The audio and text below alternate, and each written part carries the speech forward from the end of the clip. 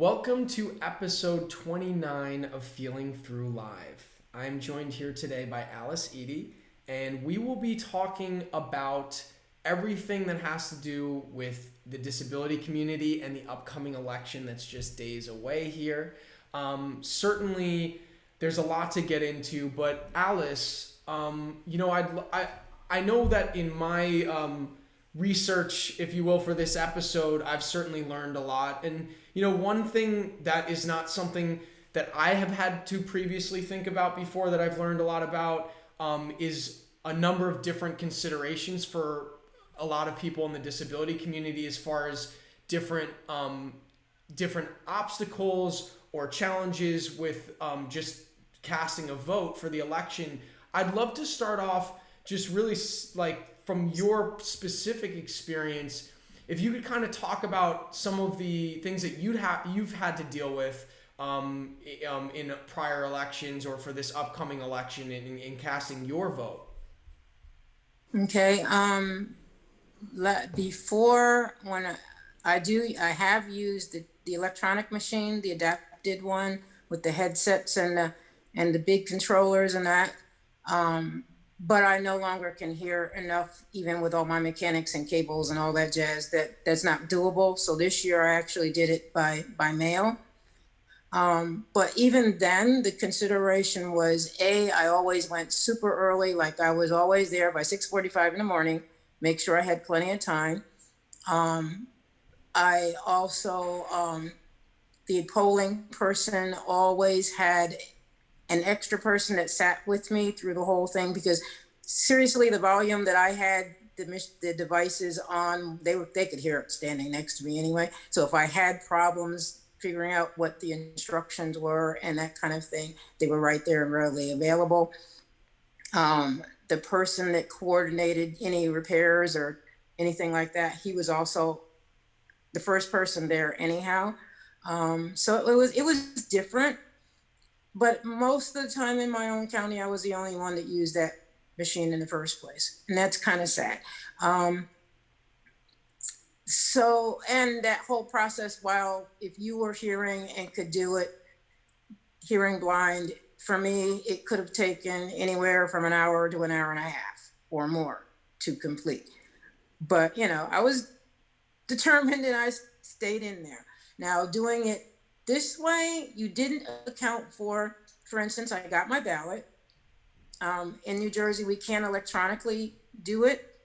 So irregardless, I would have had to have somebody fill it out for me, which I did. That meant calling an agency, making sure they were available, going over there, hooking up with a caseworker and letting them fill out the forms and everything. They equally had to call for advice so that you had that time in. And, the bus trip over and you're out of town and the whole night. It was pretty lengthy. But, and transportation is equally a problem for most. I do know that they sent out information about specific open polling locations. So I did know that. Mine isn't outrageously far from here. Still more than a 45-minute walk, but, not outrageously far. But here again, as the blind person, that would have been the choice, would to have been to use the adapted voting machine, which I cannot do since I have dual disabilities. So that's not counted.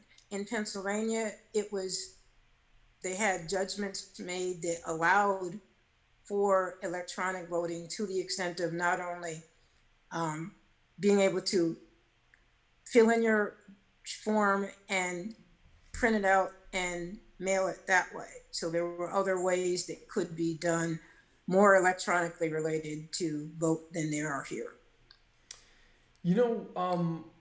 In some of what you just said, I'd read in reading a number of articles prior to today, I'd read in one that during the 2016 election, in one particular poll, noted that 83% of polling places posed at least one impediment for voters with disabilities, and sometimes it was more than one impediment. This year, obviously, for reasons largely around the pandemic, various other forms of voting, such as mail-in voting or drop box voting, have certainly added another dimension to the options available for voters.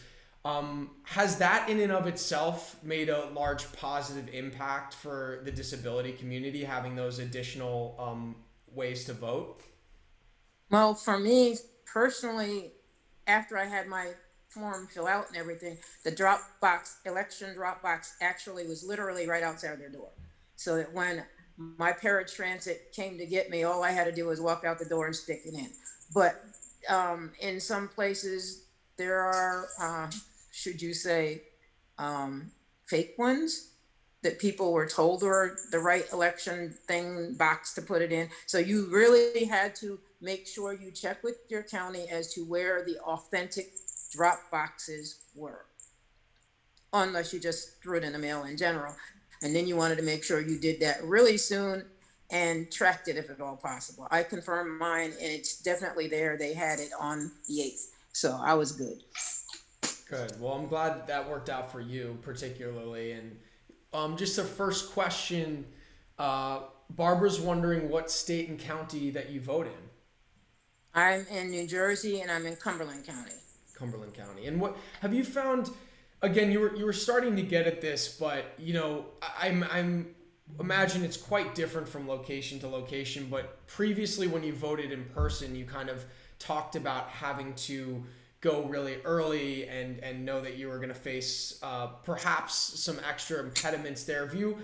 Are there other people in the disability community in your general area that you've spoken with about their voting experience in past elections?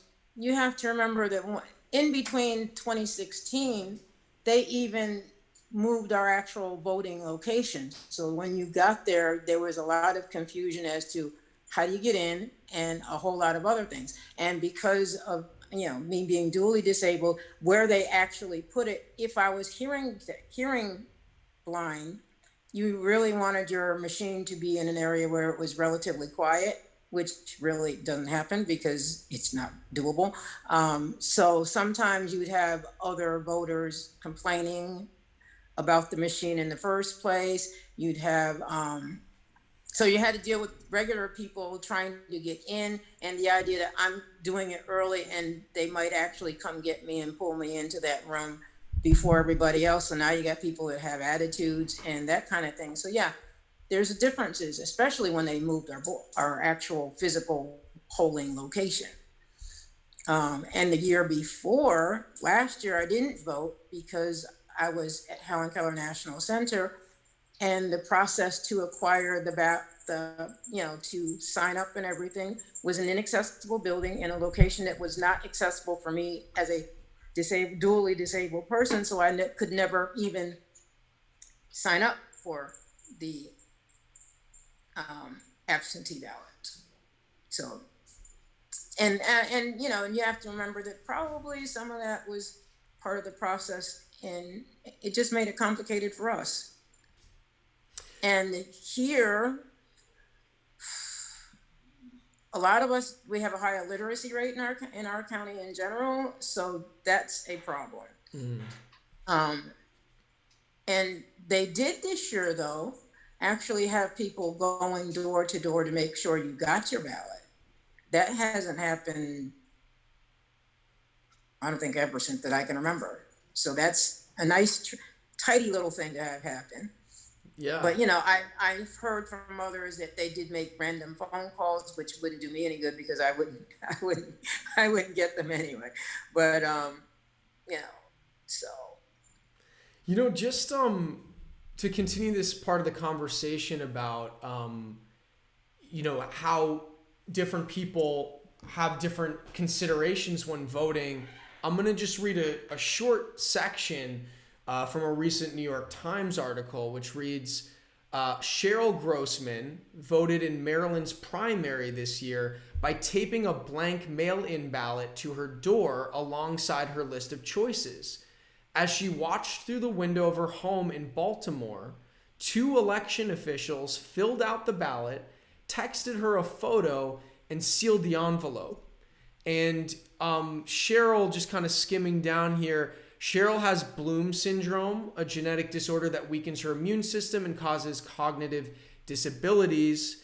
And because of the pandemic, she can't safely go to a polling place or allow anyone in her home. And because she can't read text with formatting, like italics or borders, she can't complete a mail-in ballot. And I found that really interesting because, I think a lot of times when, at least for me, when I first heard about accessibility issues at the polls, my thought immediately goes to, ramps for wheelchairs and maybe certain devices for people who are blind or low vision, or maybe an interpreter at the poll. My mind would have never gone to something like that. So I think it's really interesting to kind of learn about the different ways in which different voters have different considerations when it comes to being able to cast their vote. Well, there's a little known usage even for non-disabled folks for the adapted voting machine, because it has multi-languages. It would be fantastic, but apparently it's not highly advertised as such for any foreign non-English speaking people. And that would eliminate so much more inabilities to vote, because it has the ability to digest and send out that information in multiple languages. But here again, if it's actually spoken, it wouldn't necessarily matter whether they could read it. So that would be useful. That's just a tiny tidbit of something that adapted machine can do that people don't think of. Yeah. Just kind of to move to a slightly different part of this discussion, beyond the accessibility component of it, there is the voting power of the disability community. So I think if you read different things, you'll find different numbers, but I found that an estimated 38 million eligible voters have disabilities.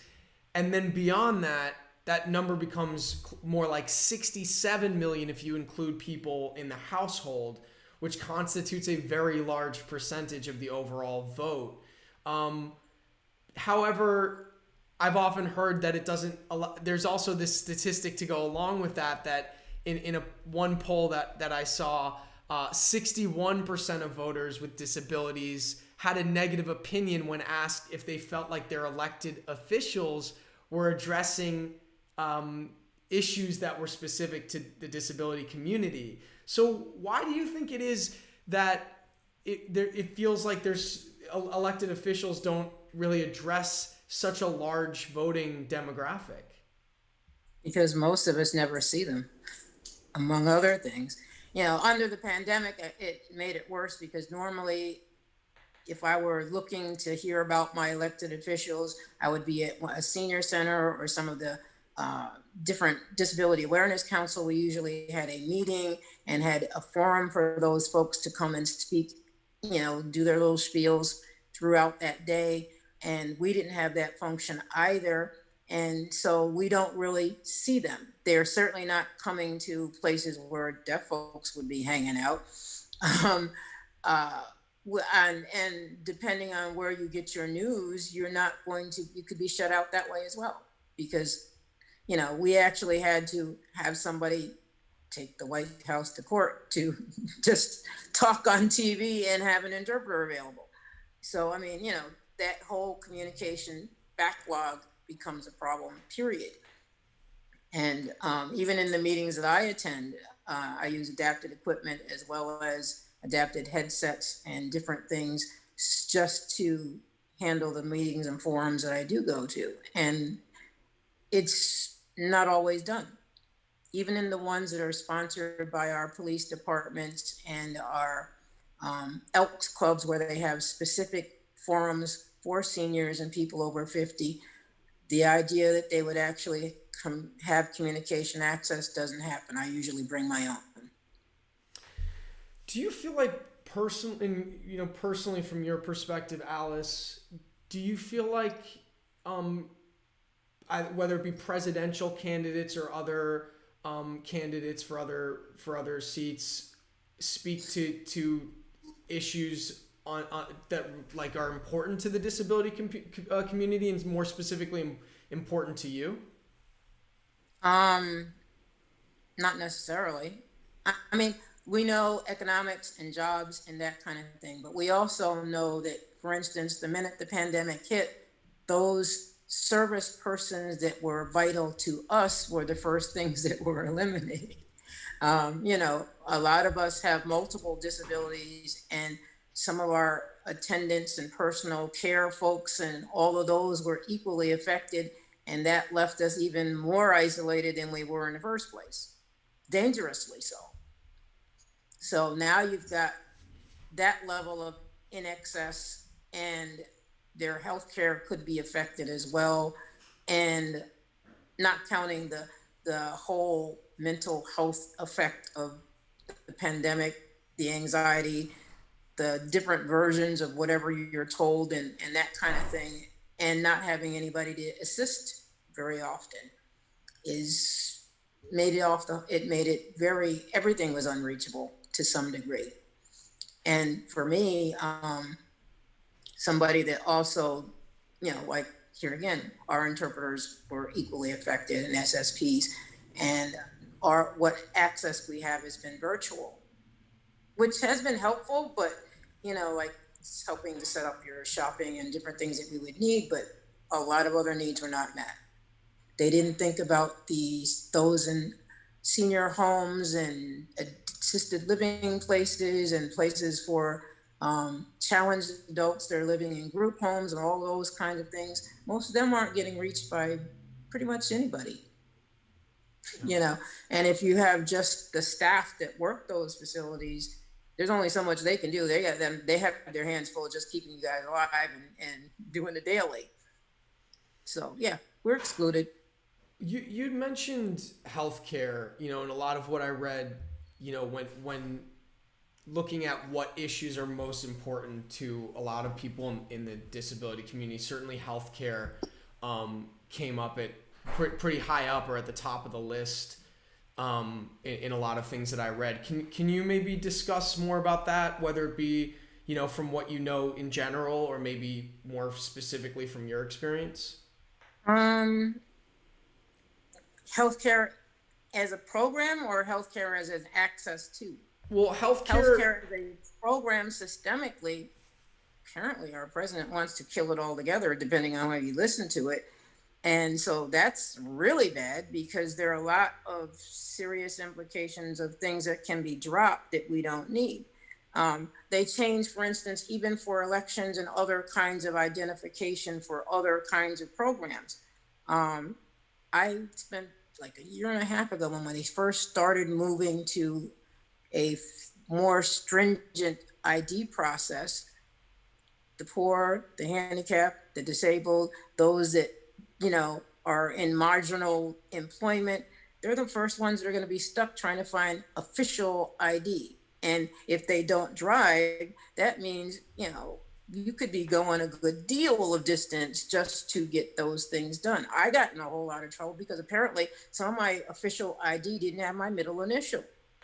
And, so that meant traveling. I did the motor vehicle place, then there's a bigger version, there's a local one, there's a regional one, then there's a state one, and I've been all over the place. And, that meant different kinds of transportation, different kinds of communication needs. And very often you'd sit there and hope they'd send somebody that would actually tend to your needs. And that's a whole nother story. But I did eventually get it done. But that concept of ID alone made the process very complicated for people to get it. What if you didn't have your birth certificate? Or as one of your bigger ones. Now I have the passport, the one that looks kind of like a credit card, as well as the little passport that's the book, the whole 9 yards. I did everything I could possibly do to make sure I was covered, but some people couldn't. A question from the audience here, from Judith. She asks, Alice, how much activism has there been to bring the disability community together as a voting bloc, the way other minority groups are, to view them as a more powerful force? Where I live, in my county or anything, none. We, yeah, that's very limited. I learned most of my knowledge through Helen Keller National Center because I took a lot of classes this summer while I was still home, and through groups that I am affiliated with. And we try to collaborate and share knowledge as well as councils that I serve on. But most people don't even have access to all of those things. So there's a whole gamut of non-information in general. Some of us don't even have enough trouble figuring out what we don't have in the facilities we live in. And if they're shorthanded in that, so you now have barriers to any kind of extra communication. Once they locked down places, you didn't even have visitors. So you didn't have that part. So, You know, I'm curious on another thing that I saw in reading for today's episode. You know, something that I noted, I guess one of the topics that I saw a lot about was the politics of disability related policies.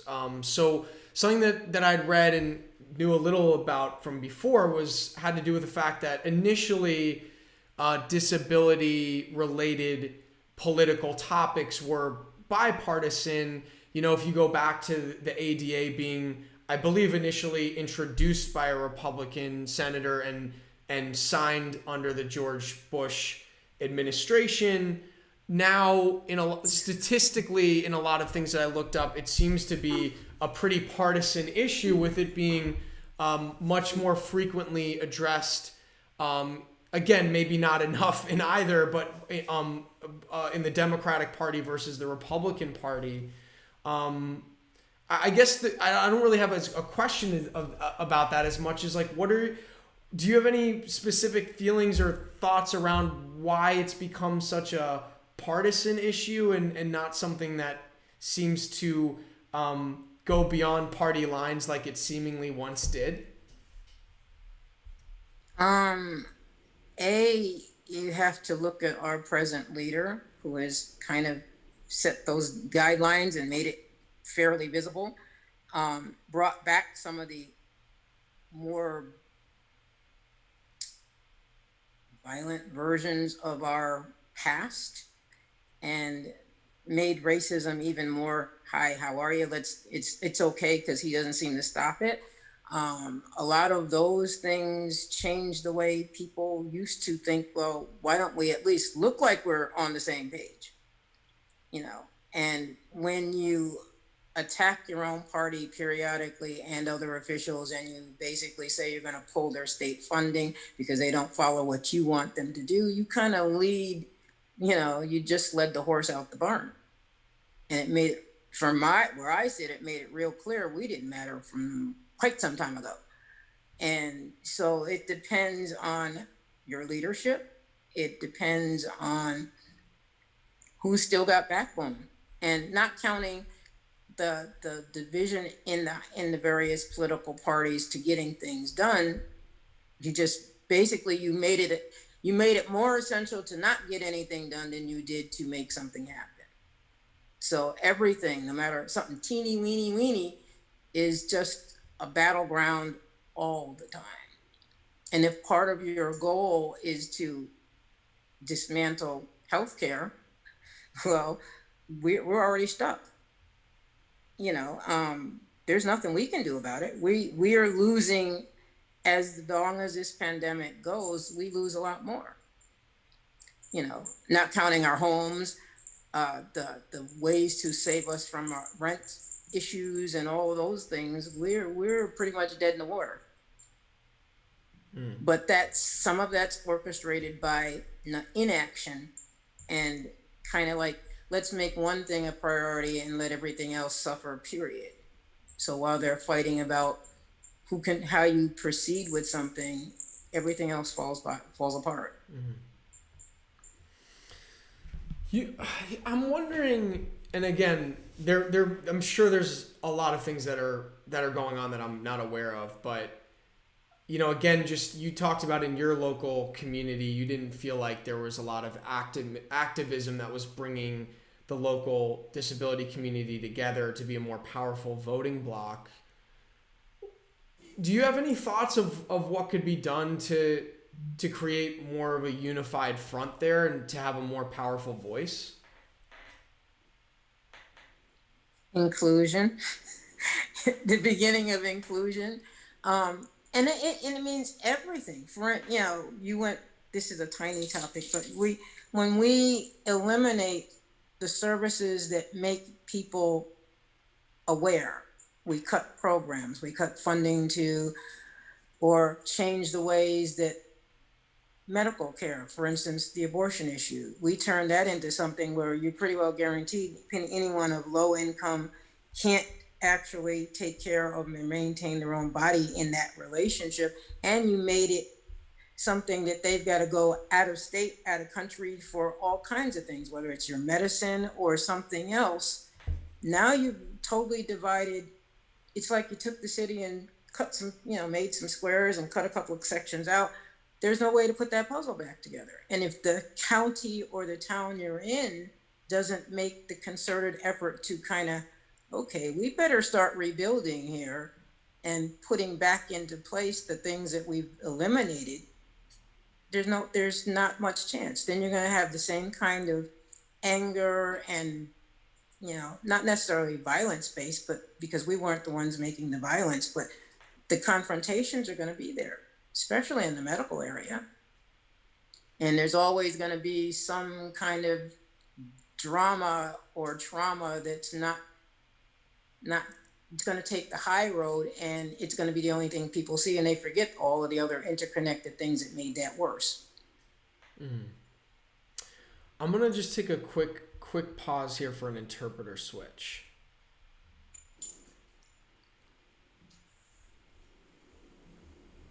All right, all set.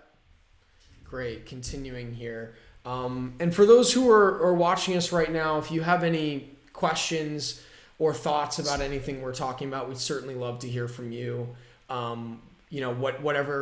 Whether it be questions for Alice or your own personal thoughts on certain, or sharing any obstacles you perhaps had voting, or any anecdotes you have about that, we're certainly happy to field those.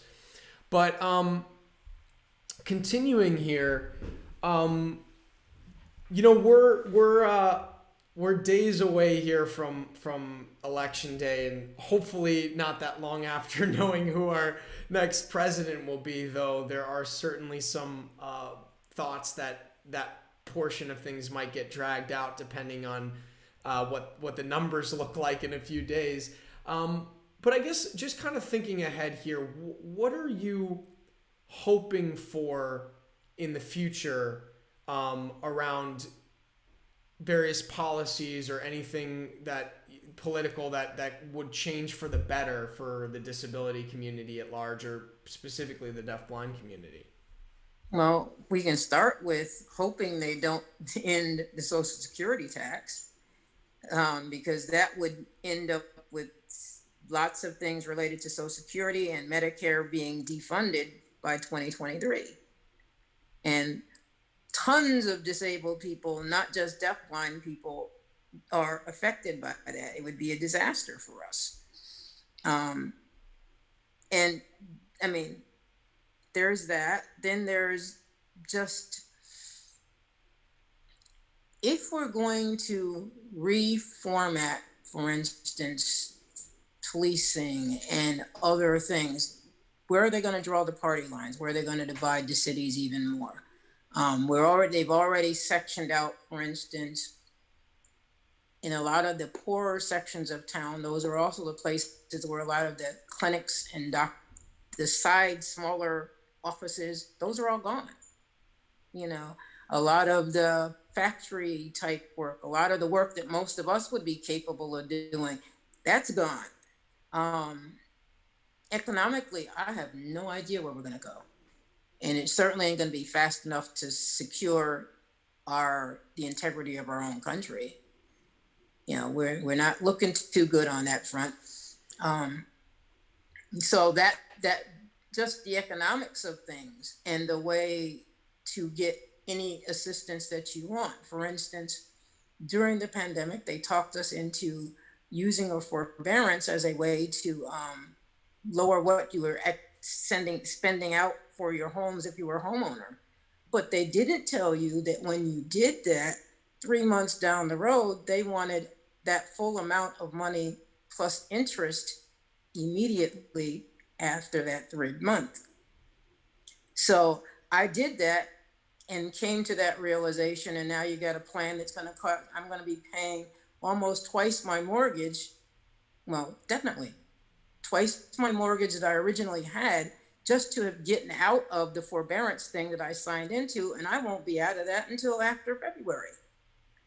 So some of the things that people told us to do that we would not have, had the expertise to understand those tiny little details, they were disastrous ideas in the first place.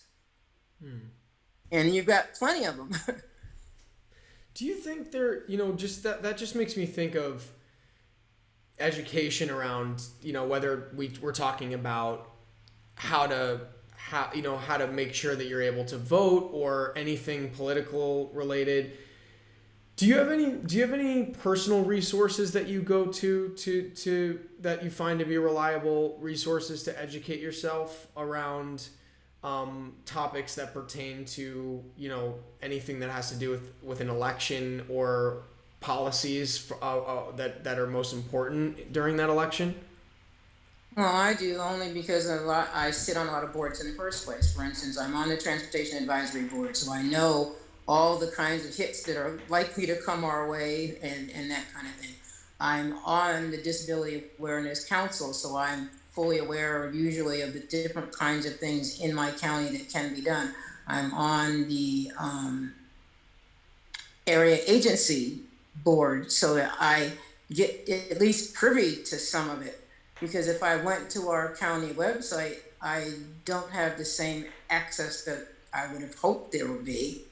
So I'm in the right places. I do my research. I've learned a lot over the summer through Helen Keller National Center, going back to agencies.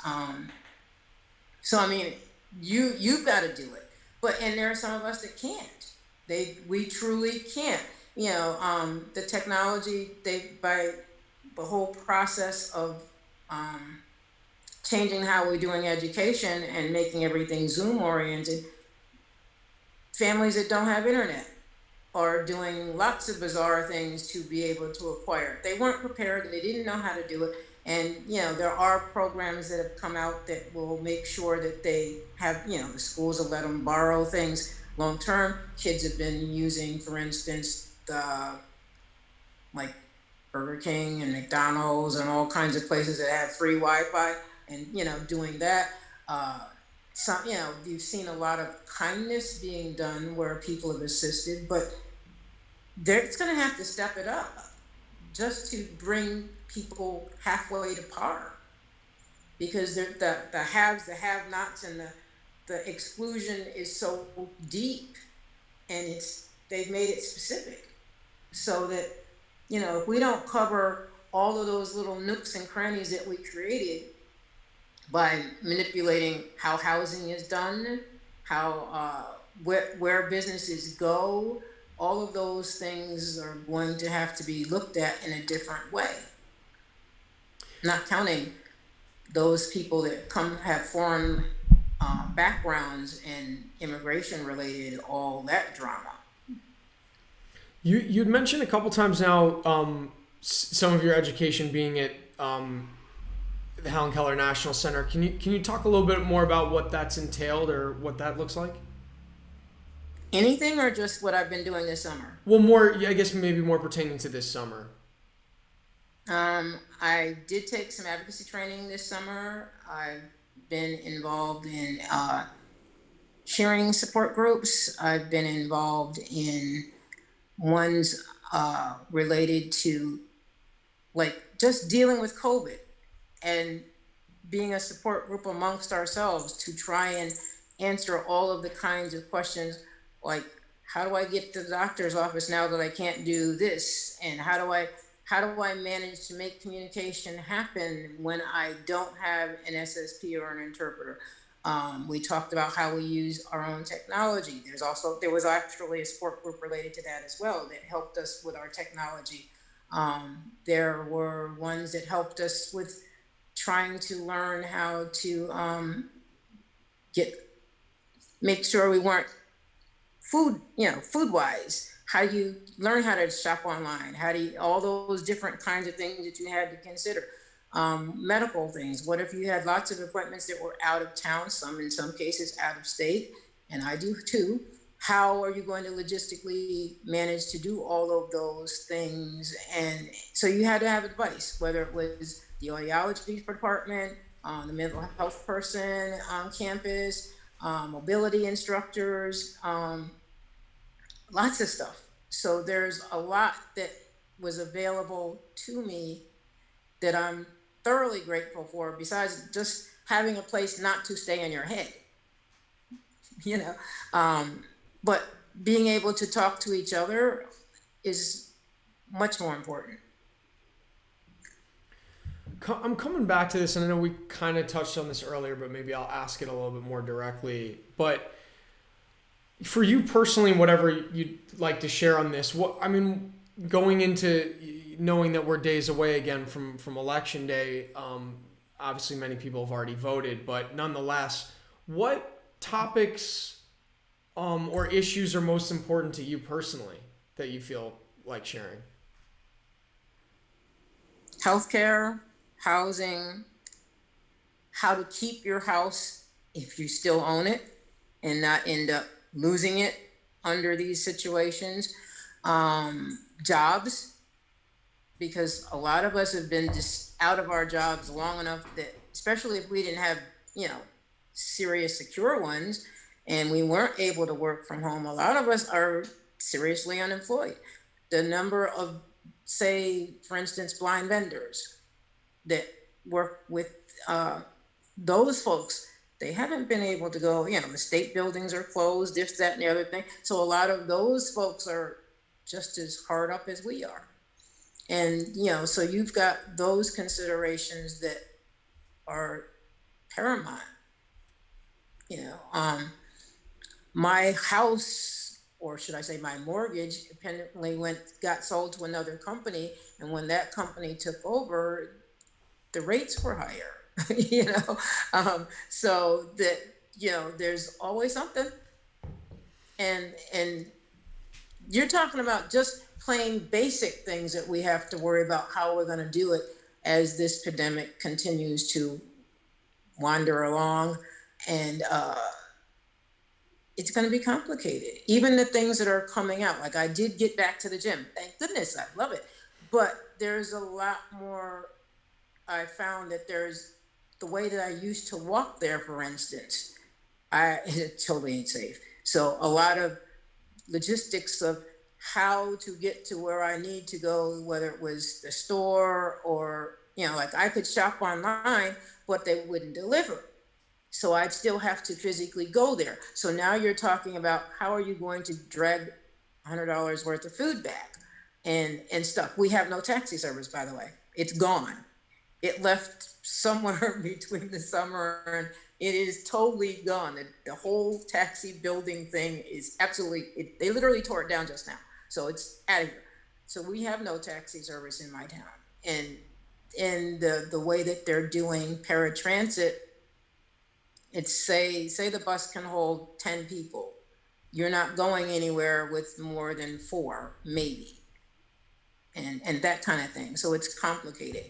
Using the regular public transportation turned into a nightmare. I've been on a running argument with them about communication access for deaf people since the pandemic hit. So there's a lot. Just how to do the normal things that everybody else does, and people avoid you like the plague or pretend you're not talking. And sometimes it's easier not to talk and just use whatever communication devices and cards and whatnot that you have. And it's exhausting and tiring and frustrating, and it's sad. in general. Talking about to a little bit of what you were just talking about in there and what we were discussing before, as far as there being certain considerations for the disability community that a lot of people who aren't a part of that community or directly connected to it might not be aware of. Do you think it's important for other people to be aware of, say, the disability community's considerations around voting and certain policies that are important to them? And if so, why is it important for other people to know about that? Try wording in a different way. Sure. So I'm just more speaking to the, like, having an aware, those who maybe aren't familiar with accessibility issues for certain people at the polls, or certain things having to do with health, certain topics concerning certain people around healthcare. Why, even if it doesn't affect you personally, why do you think it might be important for people to have a greater awareness of those issues, even if it's not something that's going to be directly affecting them? Okay, if you're talking just getting into the poll, for instance, I point blank asked them about, since I can't use the talking machine, what if I had an SSP or someone to sign with, would they be able to go in with me? They said yes. They actually have a special waiver type form that they would sign so that could happen. That probably also means you'd still potentially have a Democrat and a Republican in there too, but theoretically it could be done. They, on site, but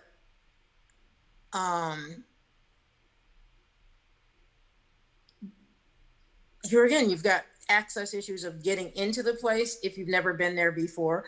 Like the first time I went to the new polling place, I was lucky I had a friend who had been there before and at least kind of knew where it was supposed to be.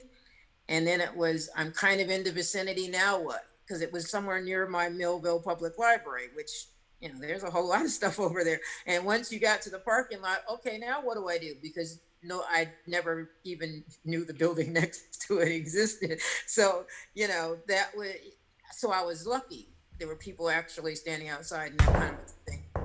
But for instance, medically, in just plain walking in the building under COVID, and using paratransit to get there. I had surgery over the summer, and I was fortunate that I was COVID tested because they wouldn't let me have the surgery without it, and they were supposed to provide an interpreter for that process, and it was on a Sunday. And of course, public transportation runs different on Sundays, and so that's a whole nother bellywhack of stuff.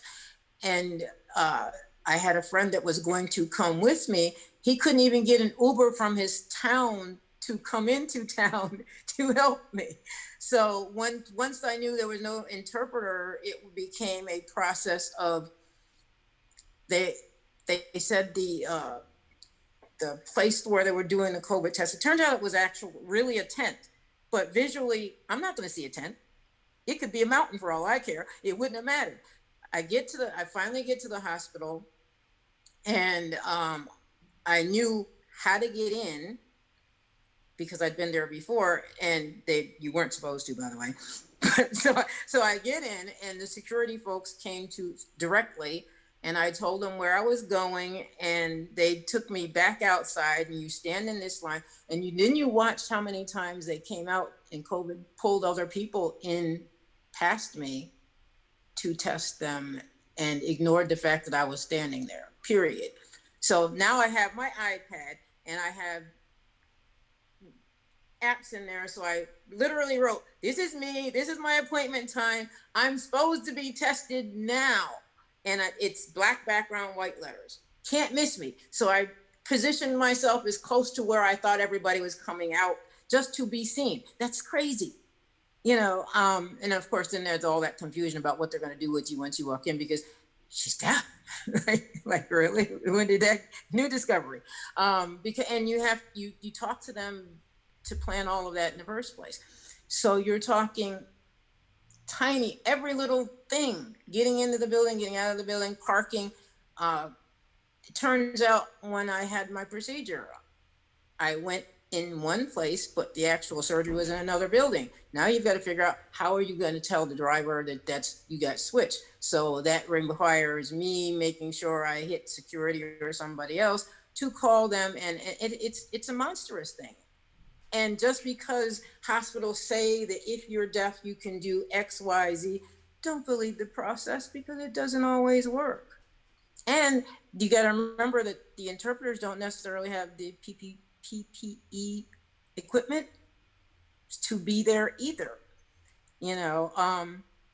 because the interpreter that I had fortunately had the shield kind of mask.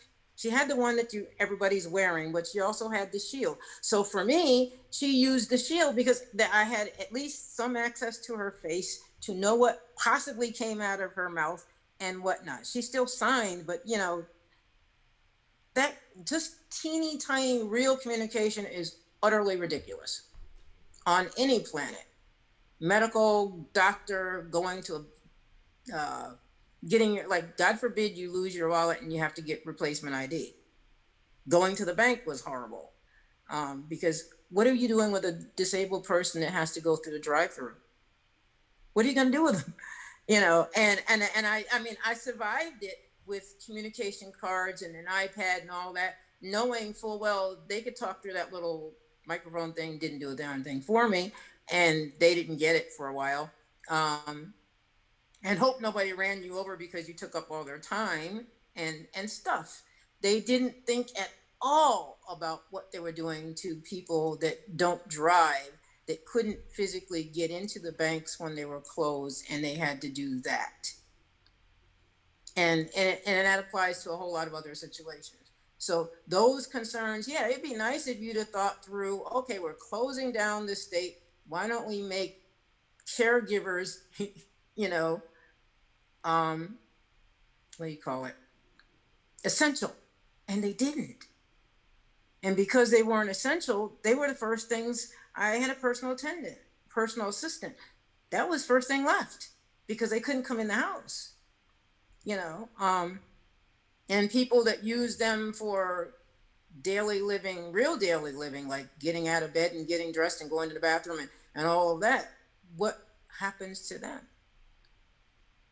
So yeah, there's a lot of tiny details nobody thought of. Something that's very evident from a lot of the anecdotes that you share and certainly, personally getting to speak with you a bunch, is that you are very great at advocating for yourself. Something that I came across maybe for those who don't quite have that skill or is not something that's well worked for them. I came across some basic voter rights that I thought were really straightforward but important to share. And the ones that I came across read as follows. One, first and foremost, the polling place must be accessible to you. And I know, Alice, you were already sharing the difference between the idea of something supposed to be in one way, but the reality of if it's really doing that or not. And certainly there are a lot of accounts of polling places that have various accessibility features that aren't working properly and aren't adhering to that. But certainly that is a must and certainly something that's part of the ADA and things that have been implemented since then. And another thing is that you also can take your time and not to feel hurried. I know a lot of times when there's extra considerations, it can, and maybe there's a long line, it can feel like, come on, get this over with, but you're entitled to as much time as you need to be able to cast your vote.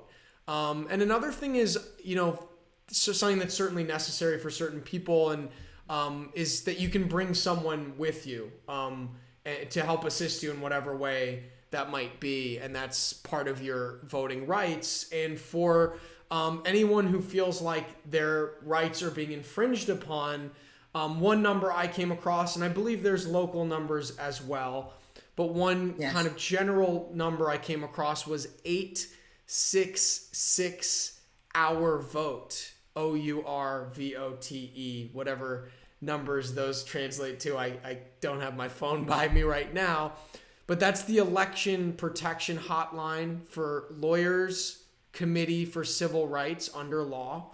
And if there's any issues that you have at your polling place and you feel like your rights may be infringed upon, you can always call that number to discuss that and make sure that your voter rights are protected. So I think that's something that I think was important to share in the context of just having the right tools at your disposal to advocate for yourself if you feel like there's if your voter rights are being infringed upon.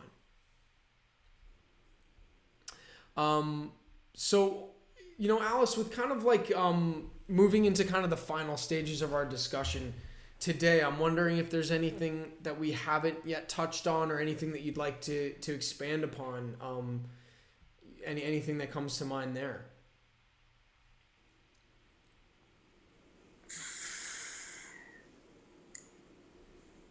Jobs.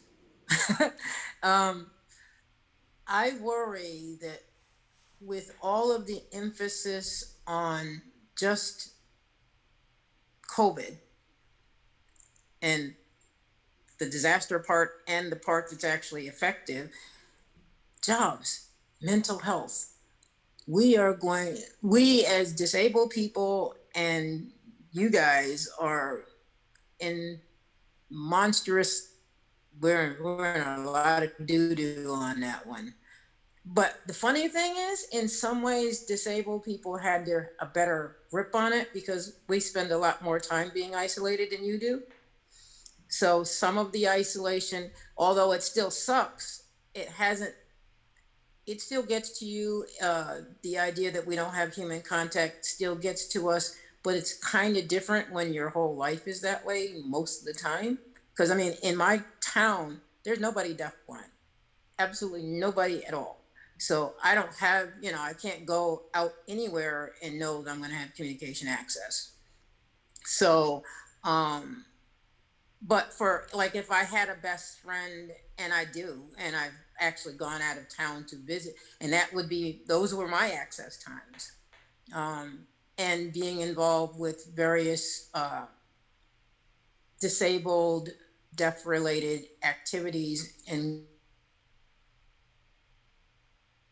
sorry, that got away. Give me the ability to interact with each other remotely. If I didn't have our own clubs and different things that I'm involved in, at least I see them when I have my communication facilitator, when we're playing games or whatever. They're right there on that screen. You know who they are. We know who's coming to play the game, who's coming to do the happy hour, all kinds of fun things designed for us, because we can't go somewhere.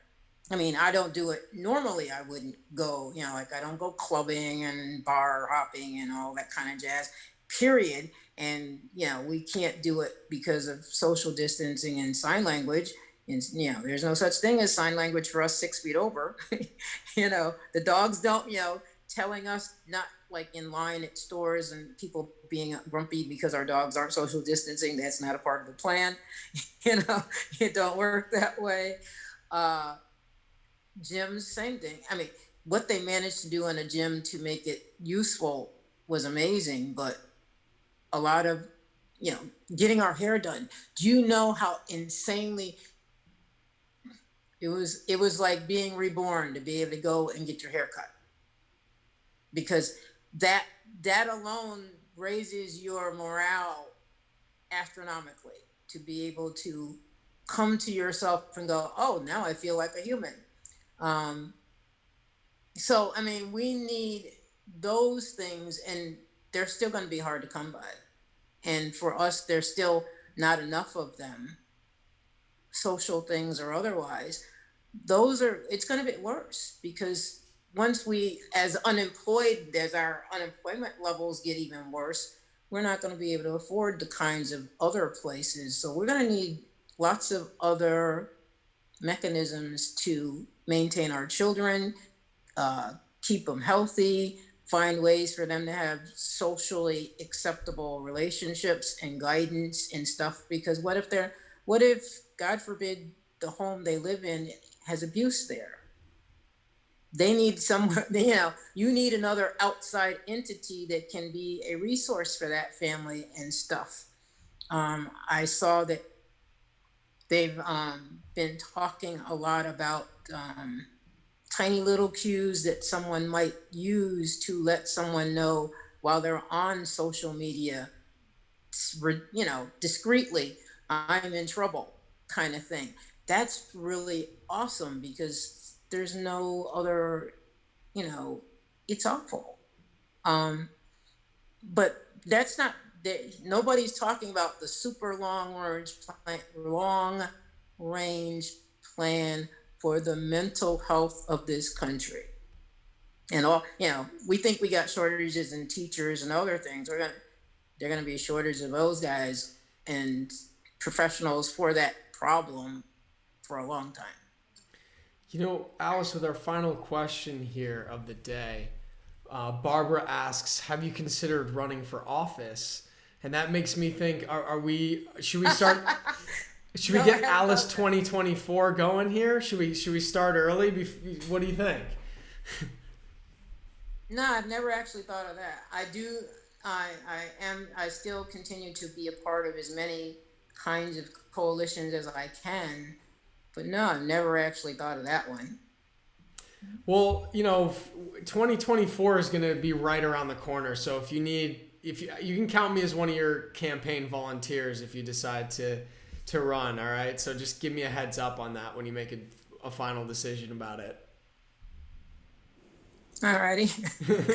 It has a nice ring to it, Alice 2024. I think that's kind of catchy. It'll be interesting. Lord knows what it's going to look like. I just want us to really plan rebuilding properly, to make it less divisive, more inclusive, to bring us back as a country the way that we started, because we just drifted. It didn't take long, apparently. It was easy to do. We easily get distracted into not seeing the forest for the trees, and this is where we're at. It's going to take a lot of work. Well, Alice, I think that's a great sentiment to end on today. And, thank you for everyone who joined us today. Certainly, we encourage you all to make your voice heard and cast your vote in whichever way works best for you. Alice, thank you for joining us once again. And I hope you return in the future to discuss any number of topics that it's a real pleasure to discuss with you. Okay. Well, until then, everyone will be back next week, same time, same place, with another episode of Feeling Through Live, and we hope you have a great weekend and week ahead. Bye, everyone. Bye.